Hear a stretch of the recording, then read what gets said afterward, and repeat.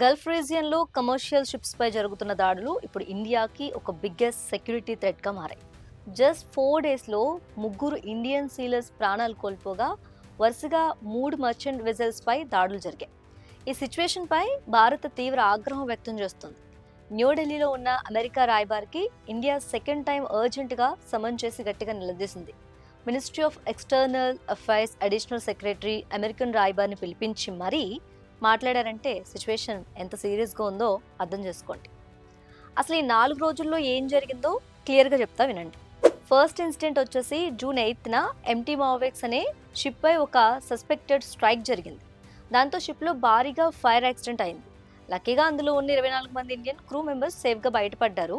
And then second incident June 10న Gulf of ఒమెన్లో MT సెటబుల్ అనే ట్యాంకర్ పై కిరాతకంగా కాల్పులు జరిపారు. ఈ షిప్లో కూడా 24 మంది ఇండియన్స్ ఉన్నారు. అయితే 21 మంది సైలర్స్ని రక్షించినప్పటికీ మిస్సింగ్లో ఉన్న 3 భారతీయులు మరణించినట్లు కన్ఫర్మ్ అయింది. ఈ విషయంలో భారత్ ఇప్పటికే అమెరికాకు సమన్లు కూడా జారీ చేసింది.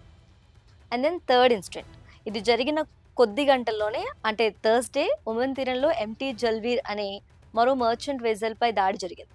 ఇందులో 20 మంది ఇండియన్ క్రూ మెంబర్స్ ఉన్నారు. ప్రస్తుతం అక్కడ ఏం జరిగిందనే దానిపై అఫీషియల్స్ ఇన్వెస్టిగేషన్ చేస్తున్నారు. And final the fourth one వచ్చేసి ఈ వరుస అటాక్స్తో అలర్ట్ అయిన directorate general of shipping straight of Hormuz Gulf of Oman తీరంలో ట్రావెల్ చేసే ఆల్మోస్ట్ ఒక 18,000 ఇండియన్ సెఫర్సెస్కి అర్జెంట్గా ఒక ఫ్రెష్ మ్యారిటైమ్ సెక్యూరిటీ అడ్వైజరీ జారీ చేసింది. ఎక్కడికెక్కడ అలర్ట్గా ఉండాలని వార్న్ చేస్తుంది.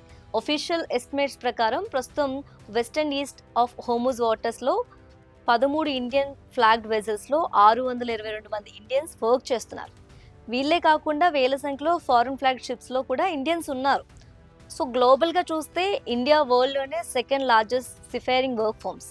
దాదాపు 3.2 లక్షల మంది భారతీయులు ప్రపంచవ్యాప్తంగా షిప్స్లో సేవలు అందిస్తున్నారు. అందుకే మ్యారిటైమ్ సెక్యూరిటీ మన దేశానికి చాలా క్రూషియల్ అన్నమాట. అందుకే గల్ఫ్ రీజియన్లో ఇంటర్నేషనల్ కమర్షియల్ షిప్పింగ్ రూట్స్కి సెక్యూరిటీ కల్పించడంలో అగ్రరాజ్యం అమెరికా వైఫల్యాలపై ఇండియా ఇంత అగ్రెసివ్గా డిప్లొమాటిక్ రెస్పాన్స్ ఇస్తుంది.